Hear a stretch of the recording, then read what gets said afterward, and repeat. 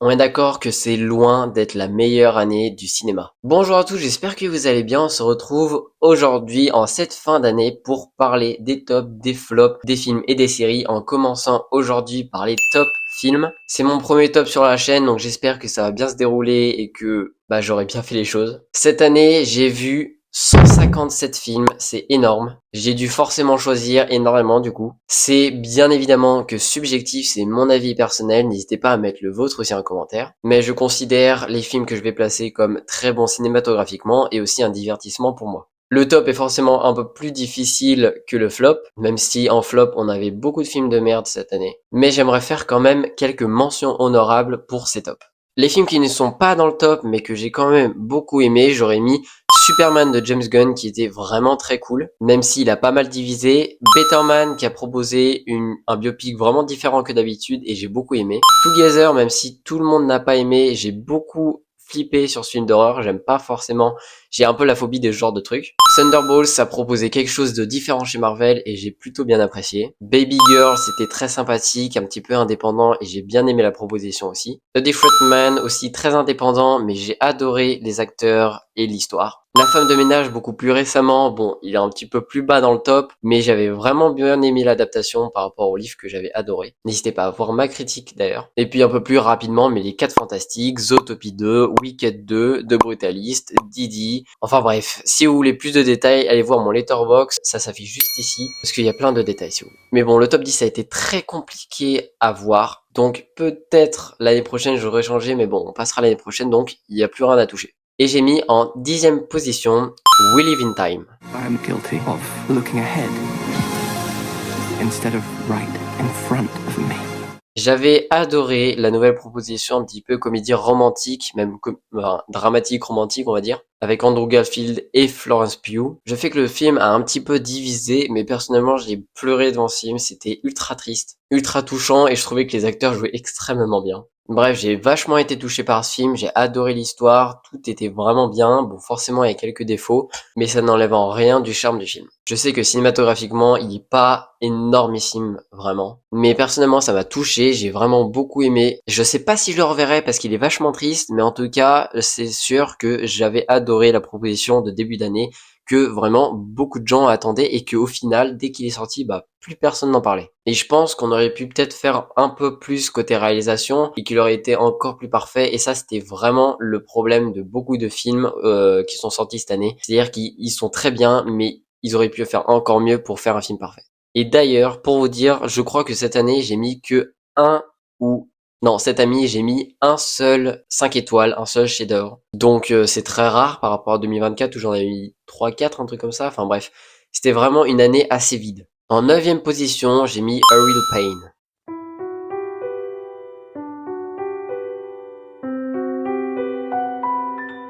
J'en avais parlé dans mes rattrapages un petit peu en août. Il est sorti en 2024 aux États-Unis, mais en France en 2025, donc je mets ici. Jesse Eisenberg, je trouve qu'il fait un travail phénoménal.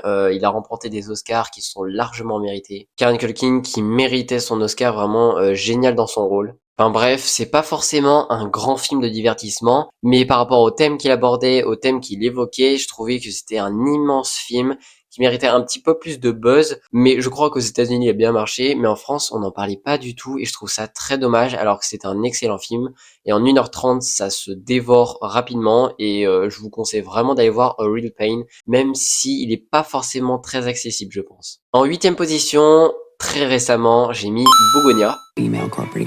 What you're asking me to do is not quite clear to me. Emma Stone qui est encore la reine du cinéma. Je pensais que vraiment j'aime bien Yorgos Lanthimos mais sans plus. Je pensais que j'avais bien aimé, mais voilà, Poor Things j'avais adoré, mais Begonia j'étais un petit peu perplexe et au final j'ai surkiffé, je trouvais que ça proposait quelque chose de complètement différent de cette année. Les acteurs sont phénoménaux, oui il y a quelques points négatifs, allez voir ma critique si vous voulez un peu plus de détails. Mais je trouvais qu'il allait un peu plus loin dans ce que Lantimos proposait dorénavant. Et quand même, en 2 heures, il a réussi à faire un truc quand même très potable. Bon, alors le film n'est pas forcément pour tout le monde, et ça, j'en suis sûr. Mais je vous conseille au moins d'essayer, parce que franchement, vous allez rien perdre. À la 7e place, j'ai mis Dangerous Animals. Big Day Nile. And out. And in. And out. Welcome aboard. Bon, alors, j'ai rattrapé dans ce mois de décembre, c'est fait partie des films que j'ai vus très récemment et que j'ai rattrapé en cette fin d'année, et j'ai bien fait. Franchement, je sais encore une fois que ce film, il a pas mal divisé, c'est-à-dire qu'il y en a qui font que c'est une redite ou voilà, ils disent sans plus, et il y en a qui disent qu'il est très bien, et moi je fais partie de ceux qui disent très bien, je vais défendre ce film parce que il propose quelque chose de différent par rapport aux autres films de tueurs. Même si on poussait peut-être même pas assez le concept assez loin, il manquait peut-être 10-20 minutes pour pousser le truc encore un peu plus loin, j'ai surkiffé, je pouvais plus lâcher mes yeux du film, c'était énormissime. Les acteurs sont phénoménaux, vraiment, j'ai adoré et j'hésiterai même pas à le revoir parce que il est génial comme film, vraiment. Même s'il y a des scènes qui se cassent un peu la gueule, ça reste un très très bon divertissement et je vous conseille énormément Dangerous Animals. En sixième position, et même si c'est très loin d'être le film de l'année cinématographiquement, j'ai mis Destination Finale 6, Bloodlines. Drinks all around.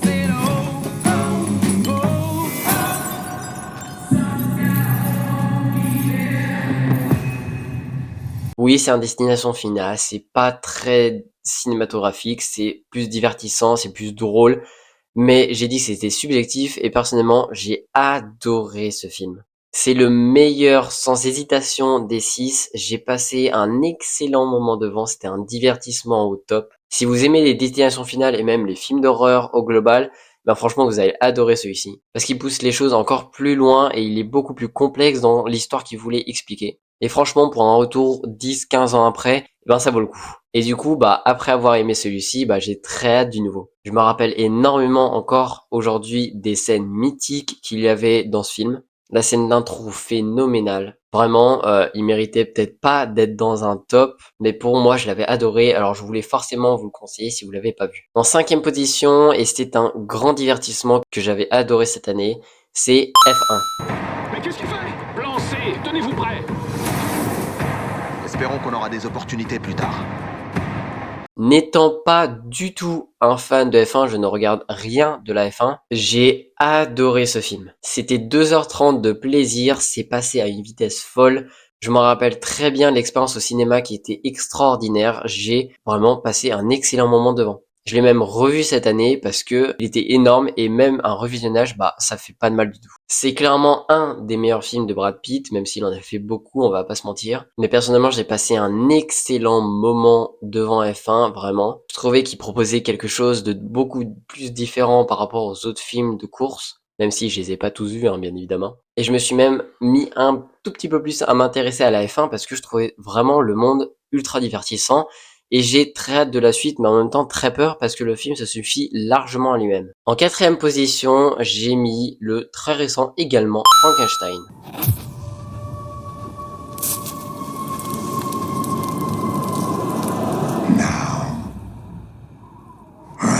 Cet automne, je me suis pris une giga claque par encore Guillermo del Toro. Oui, il est pas forcément parfait, il y a quand même encore des défauts. Allez voir ma critique encore une fois pour avoir un peu plus de détails sur ce film. Il y a des trucs qui sont vraiment parfaits dans ce film, il y a des trucs qui vont un peu moins bien également. Les 2h20 à peu près durent un petit peu longtemps et j'aurais retiré 10-20 minutes. Mais c'est un divertissement et une histoire vraiment géniale qui l'a retranscrit énormément, vraiment bien. Et Frankenstein, je vous le conseille vraiment parce que bah, c'est une super adaptation. Les acteurs sont ouf, vraiment c'est phénoménal. Il y a quelques plans qui font un petit peu jeux vidéo dégueulasse d'effets spéciaux ou de jeux vidéo, voilà. Mais franchement, c'était une proposition de Netflix très bonne cette année pour une fois. En troisième position, et je sais que ça va énormément diviser, mais j'ai mis Avatar Fire and Ash.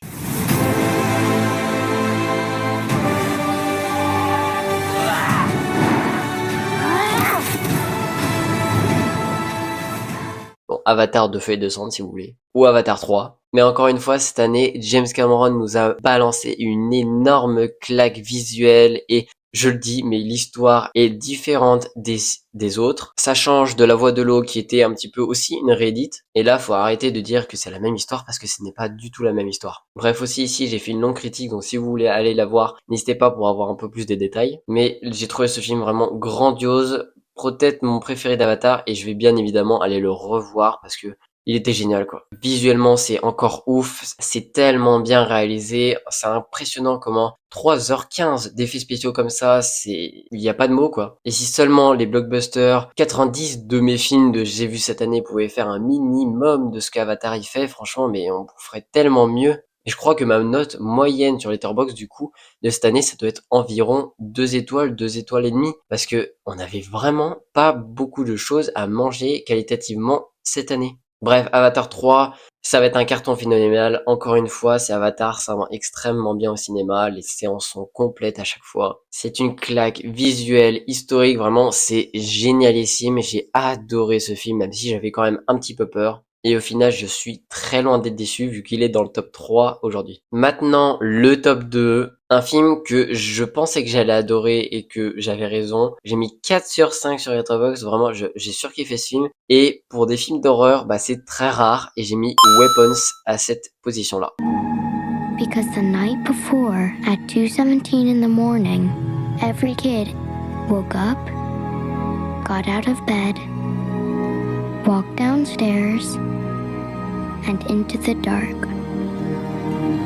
And they never came back. J'ai surkiffé ce film, vraiment, je l'ai adoré. Encore une fois, je trouvais qu'il proposait quelque chose de vachement différent par rapport à d'autres films d'horreur et j'apprécie ce mouvement-là. Franchement, je pourrais l'acheter en DVD, je pourrais le revoir, j'adore. Les retournements de situation sont vraiment, encore une fois, ouf. Les acteurs sont trop bons. Et puis 2 heures passent à une vitesse folle. Vraiment, j'ai adoré Weapons.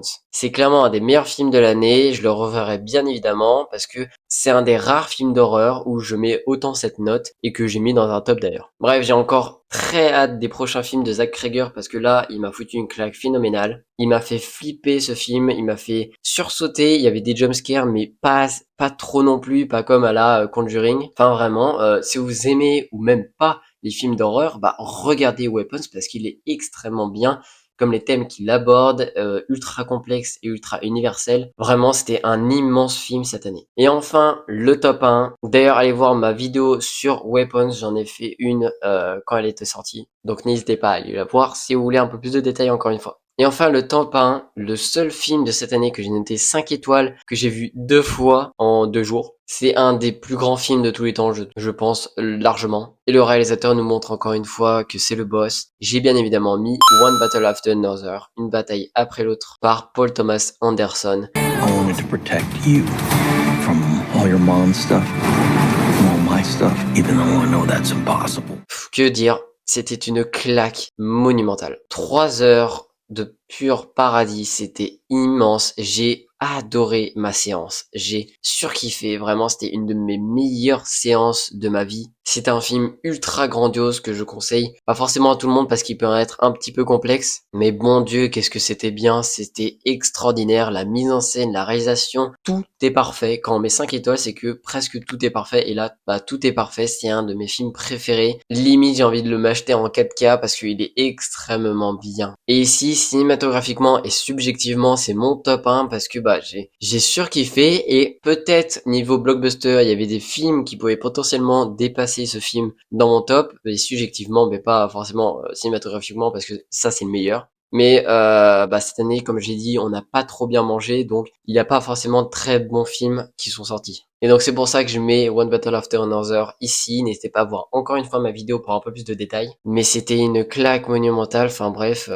un des meilleurs films de l'année, enfin non, même le meilleur film de l'année du coup. Les acteurs, mes frères, les edits sur TikTok, c'était énorme aussi. Enfin, j'ai adoré, j'ai tout republié. Allez me suivre sur TikTok d'ailleurs. Mais bref, c'était extraordinaire. Je vous conseille, mais à 1000%. À pas forcément voir avec ses parents si vous êtes des enfants qui regardez cette vidéo. Mais bon, sur 157 films, c'est largement le meilleur. Et heureusement. Bon, j'espère que cette vidéo vous aura plu. N'hésitez pas à mettre vos tops de cette année également en commentaire, ou peut-être votre top 5 si vous n'avez pas vu énormément de films. Ça m'intéresse, je suis ultra curieux. N'hésitez pas à liker, vous abonner et partager cette vidéo, ça me soutient énormément. N'hésitez pas à me suivre sur tous mes réseaux, Twitter, TikTok, Instagram et également YouTube du coup. Et puis on se retrouve très vite pour encore une tonne de vidéos, les flops 2025, les tops et flops des séries de 2025 et encore des critiques qui arrivent. Donc je vous dis à très vite pour une prochaine vidéo.